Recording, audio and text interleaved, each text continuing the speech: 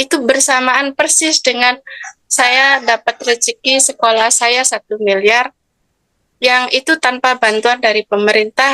Allah kirimkan orang-orang yang baik. Itu Mbak Amanda. Jadi kami itu memang betul-betul dari sekolah yang tidak memiliki tempat, tetapi saya sama anak-anak itu selalu bermimpi. Jadi kita dari awal itu membangun, saya nggak tahu ilmunya, tetapi saya selalu bersama anak-anak itu menggambarkan keinginan kita. Yuk kita gambar sayang, yuk apa keinginan anak-anak. Jadi digambar sekolah itu nanti bentuknya seperti ini. Dan wallahu a'lam tahun 2019 itu kami dapat kelas, dapat ruangan itu, yang mana sebelumnya kami juga melakukan nafas syukur, tetapi saya nggak paham. Pahamnya saya tuh di teteh ini. Kami melakukan nafas itu, jadi kayak divisualisasikan dulu. Saya bayangkan bahwa ya Allah terima kasih anak-anak bisa belajar dengan tenang.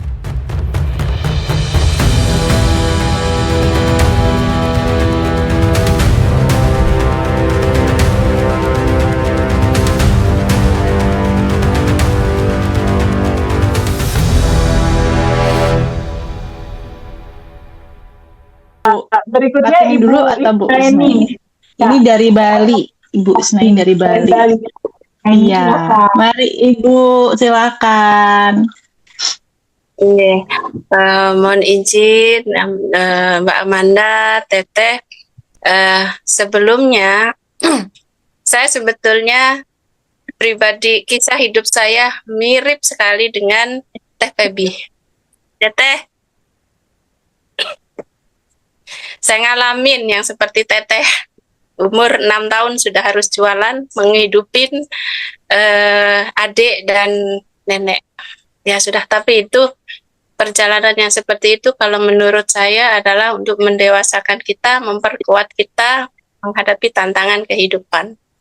Itu yang pertama. Kemudian penyebab saya sakit itu, mohon maaf terus terang, kebetulan kan saya mengelola lembaga pendidikan, yang mana lembaga pendidikan ini swasta. Kemudian kami itu tidak ada SPP,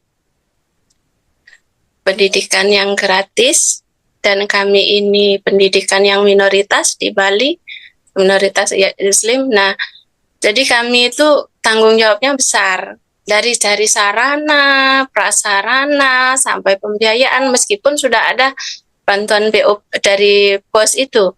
Tetapi lembaga swasta yang tidak memiliki sumber dana masukan dari yang lain, kan itu tidak hal yang mudah. Dan kami memulai pembangunan sekolah itu dari nol sekali, tidak ada ruang yang cukup. Nah, kemungkinan yang saya alami ini, Mbak Amanda, saya sering cemas sebetulnya. Dari kecemasan itulah yang menyebabkan terjadinya saya seperti itu gitu. Saya sampai ke dokter, katanya mungkin karena usia.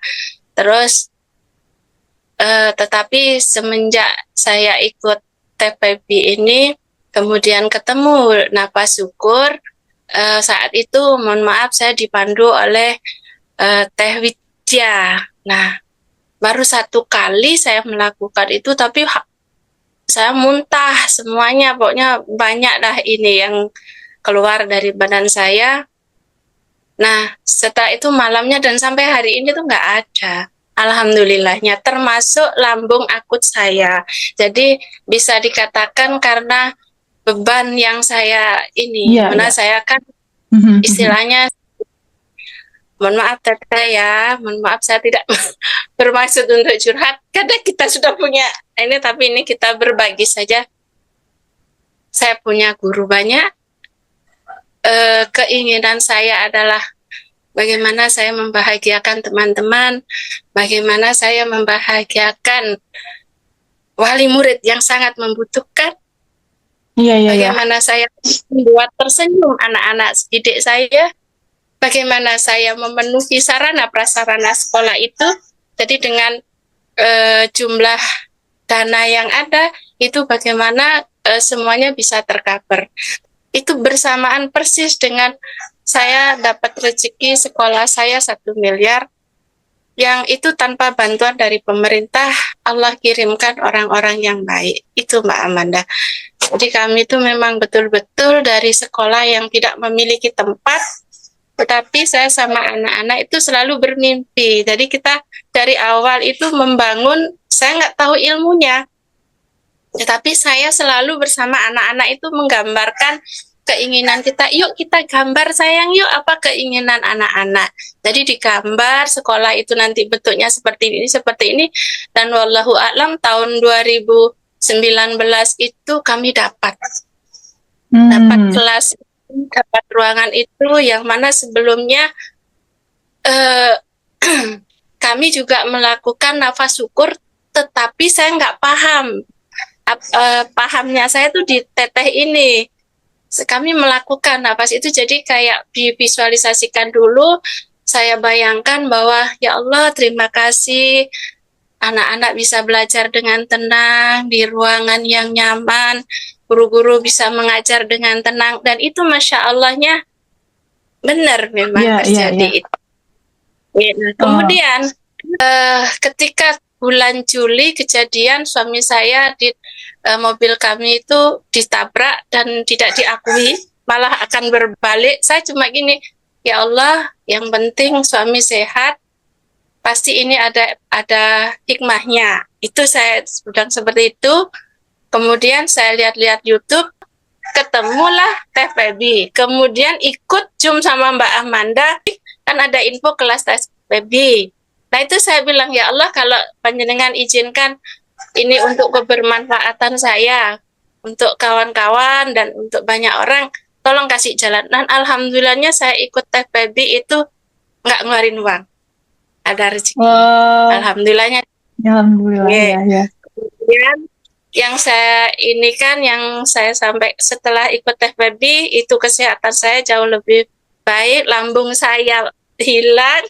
Dan yang terbaru itu saya membantu teman saya yang stroke. Alhamdulillah sekarang sudah yang ke 10 atau 12 hari ini sudah bisa bicara, walaupun suaranya masih mengecil, dan sudah bisa diajak komunikasi. Itu Mbak Amanda. Kalau dari segi finansial, Masya Allahnya ada aja. Dan memang dari cita-cita yang goal yang saya tulis tuh Mbak Amanda ya, saya malu menyebutkannya, Masya Allah ada aja. Jadi ya, ada aja sebenarnya ya.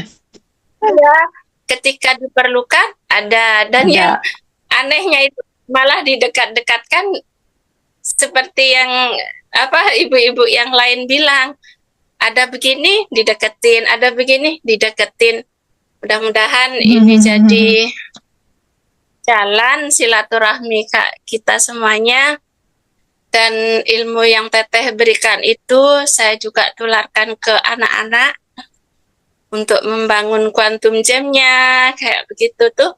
Kemudian releasingnya, ini kami juga belajar sama-sama, baik guru maupun siswa. Mudah-mudahan ini nantinya memberikan dampak yang sangat positif kepada karakter anak ke depannya, karena kan kita tahu bahwa anak-anak ini tantangan kehidupan ke depan kan lebih